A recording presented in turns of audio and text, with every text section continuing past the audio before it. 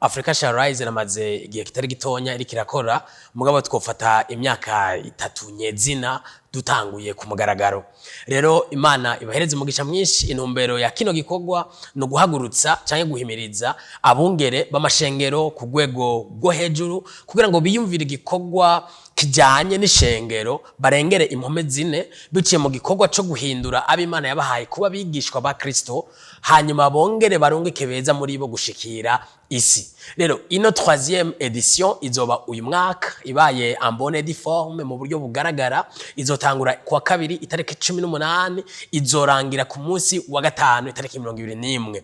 Hanyuma ibikorwa byacu ko bisanzwe bitunganijwe no kuvuga ngo pendant la journée ejo tuzoyugurura conference ku mugaragaro isaha 11 ni kumutakura kuri 11e avenue numero 24.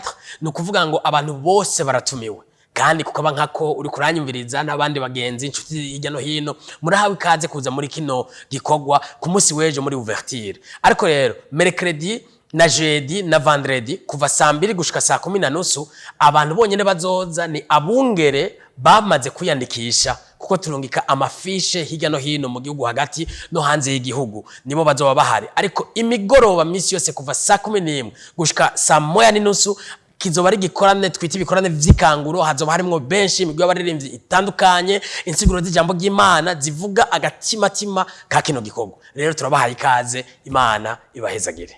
Tutumira abantu bose, turatumiye abapapa, abamama, abajene, abakobwa, abahungu, abatama n'abatamakazi. Muratumiwe mwese muri kino gikorane kuko tuvuga ngo Afrika harageze yuko ihaguruka. Wewe utihanganiye kuba umunyafrika ariko wishimiye ko Imana yatumye uvukira mu gihugu nk'iki, urahawe ikaze. Ngwino tuzoba dukoranye turi abantu bavuye mu mihingo itandukanye mu ntara zigize kino gihugu cacu, kandi mu migoroba tuzoba turi kumwe n'abandi bantu benshi bavuye mu mashengero n'abandi badasanzwe bamenyere byo gusenga. Twatumira ababanyi, abagenzi bacu, umuntu wese arahawe ikaze. Abantu bose barugururiwe. Abajene muze ku bwinshi, ni muze duserebere, ni muze turirimbe, ni muze dutazire, ni muze twumva ijambo Imana iri kiravuga hejuru ya kino gihugu na hejuru ya Afrika. Ni twebwe ejo dufise inkomezi zo kubandanya dukora umurimo w'Imana. Ico no basezeranira nzi neza nakekeranya no kubwiza bw'Imana buzoba buri kumwe natwe. No kuvuga ngo Imana izobe kiratanga ibicapo bishasha, Imana izobe iriko iranagura amayerekwa yapfuye, Imana izobe kirazana irindi toto, Imana izobe kirasoka amavuta yayo hejuru y'abantu kugira ngo aho bazoja gukora hose, kuko dufise intumbero zitatu: n'ubwigishwa bwa Kristo, ni mission n'ikanguro, kugira ngo ivyo uzoba uri kuriga uzogende kubikoresha aho uzoba uri, aho usanzwe gukora akazi ka misi yose.